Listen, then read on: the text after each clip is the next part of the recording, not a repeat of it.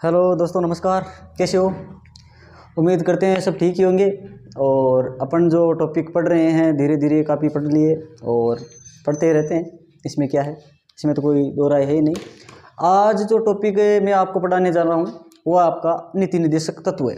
आपने मौलिक अधिकार पढ़े और अच्छे से पढ़े। आज क्या सर? नीति निर्देशक तत्व है। नीति निर्देशक तत्व क्या होते हैं? नीति निर्देशक तत्व जो मौलिक अधिकार में नहीं है वो नीति निर्देशक तत्व हैं और इनके बारे में आज हम पढ़ते हैं। तो ये नीति निर्देशक तत्व जो हैं इनको हम कह सकते हैं ये सरकार के कर्तव्य हैं। क्या है?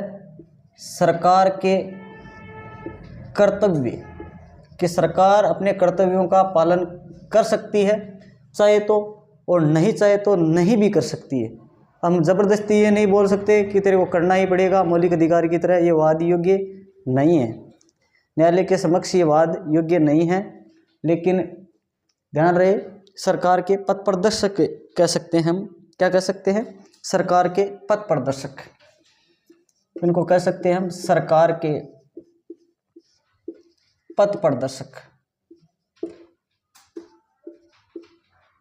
पथ प्रदर्शक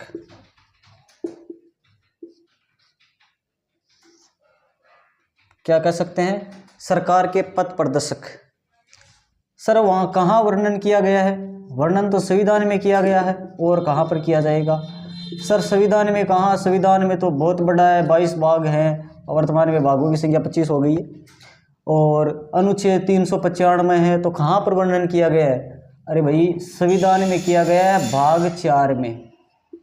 भाग 3 में मौलिक अधिकार है, भाग 4 में अनुच्छेद नंबर 36 से 51 है। अनुच्छेद नंबर 36 से 51 है। सर कहाँ से लिए गए हैं? आयरलैंड से लिए गए हैं। इनका प्रावधान कहाँ से लिया गया है? आयरलैंड से लिया गया है। मौलिक अधिकारों का प्रावधान कहाँ से लिया गया है? मौलिक अधिकार प्रावधान अमेरिका से लिया गया है। मौलिक अधिकारों की जननी जिसे मैग्ना कार्टा कहा गया वो ब्रिटेन है, अर्थात इंग्लैंड है। और मूल कर्तव्य इनको रूस से लिया गया है। और प्रस्तावना की जो है ये आपकी यूएनओ ली गई है। कहाँ से? यूएनओ से। तो ये चीज़ें ध्यान रहनी चाहिए, आपको याद रहे तो ये अच्छी बात रहे, नहीं रहे तो क्या ही बता सकता हूँ मैं। तो इतना याद हो गया। नीति निर्देशक तत्व ये सरकार के कर्तव्य हैं, सरकार के पथ प्रदर्शक है। इन्हें सरकार चाहे तो मान सकती है, नहीं चाहे तो नहीं मान सकती, लागू कर सकती है, नहीं भी करे। मतलब कुछ योजनाएं हैं, सरकार चाहे तो योजना ला सकती है। अब इनका विरोध तो हम करते रहते हैं कि सरकार नौकरियां निकालो, नौकरियां निकालो, लेकिन ये अधिकार नहीं है। विकास कार्य करने के बारे में हम बोलते रहते हैं, करेंगे बात वो सब। अनुच्छेद भाग नंबर 4 में वर्णन है, भाग नंबर 4 में वर्णन है। अनुच्छेद नंबर 36 से 51 है, कहाँ से लिए गए हैं? आयरलैंड से।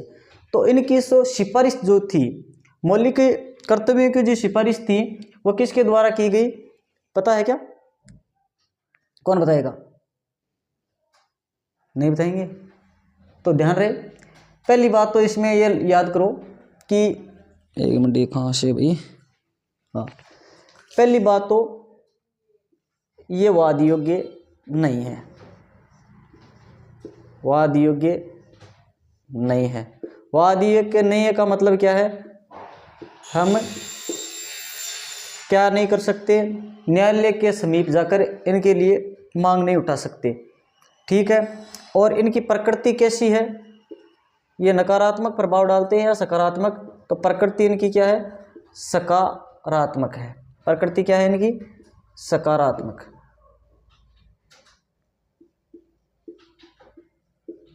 प्रकृति कैसी है इनकी? सकारात्मक है।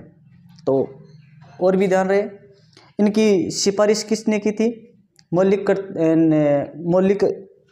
क्या नीति निर्देशक तत्वों की सिफारिश की थी बी.एन. राव समिति के द्वारा। सिफारिश किसके द्वारा की गई? बी.एन. राव की सिफारिश। बी.एन. राव कि मौलिक अधिकार है या मौलिक कर्तव्य भी होना चाहिए, इनकी सिफारिश करी बी.एन. राव साहब।